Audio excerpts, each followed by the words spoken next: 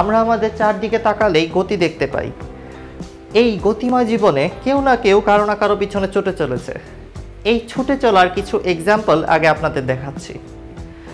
একটা ট্রেনের ইঞ্জিনের পিছনে পিছনে তার বগিগুলো ছুটে চলে, অর্থাৎ ট্রেনের ইঞ্জিন যেই দিকে যায় সেই বগিগুলো ঠিক সেই দিকেই ছুটে চলে।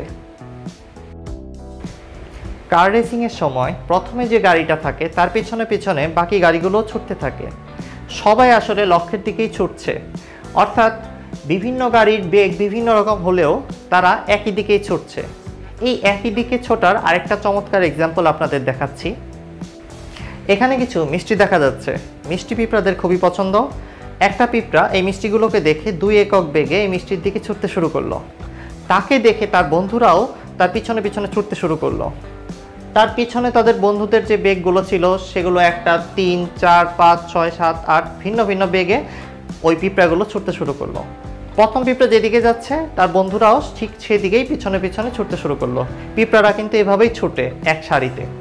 সো এখন যদি আমি প্রথম পিঁপড়ার বেগটাকে ভেক্টর আকারে প্রকাশ করতে চাই, তাহলে ভেক্টরের জন্য আমার মান এবং দিক দুইটাই লাগবে। সো প্রথম পিঁপড়ার যে বেগটা আছে সেটা কত?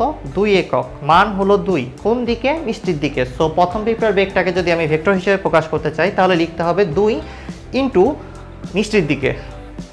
দ্বিতীয় পিঁপড়ার বেগটাকে যদি আমি ভেক্টর হিসেবে প্রকাশ করতে চাই তাহলে লিখতে হবে 3 ইন্টু প্রথম পিঁপড়ার দিকে, কারণ দ্বিতীয় পিঁপড়া আসলে প্রথম পিঁপড়ার দিকে ছুটছিল। সে জানেই না মিষ্টি সামনে আছে কি না আছে, হুজুকে বাঙালি পিঁপড়া তো।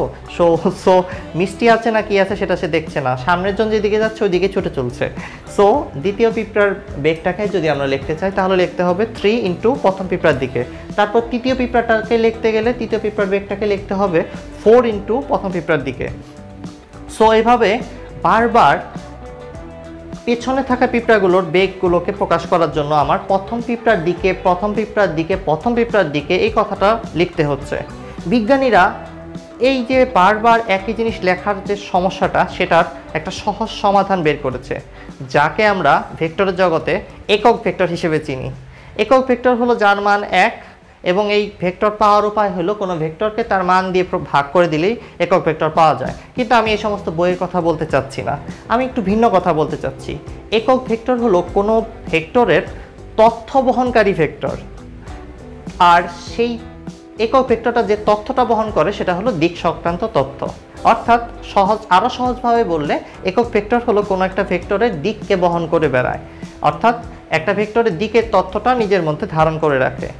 এখন এই যে প্রবলেমটা বারবার প্রথম পিঁপড়ার দিকে লিখতে হচ্ছে, এটাকে আমরা একক ভেক্টর দ্বারা সলভ করতে পারি।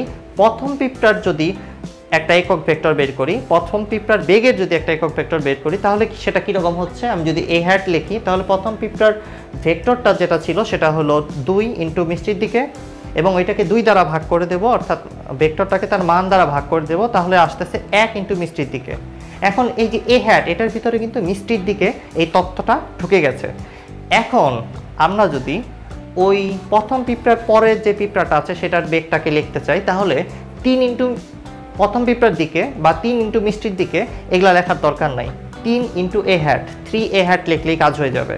এবং দ্বিতীয় পিঁপড়ার পরে যে তৃতীয় পিঁপড়াটা আছে সেটার বেগটাকে যদি আমরা লিখতে চাই তাহলে 4 এ হ্যাট লিখলেই কাজটা হয়ে যাবে।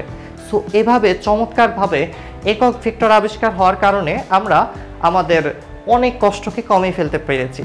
সো আশা করি এখন আপনারা সবাই বুঝতে পেরেছেন একক ভেক্টর কেন আবিষ্কার হয়েছে এবং এটা দিয়ে কি কি করা যায়। এটার সামান্য একটা ইউজ আমি দেখালাম, এটা দিয়ে আরও অনেক কিছু করা যায়। Thank you, thanks for watching, bye, take care.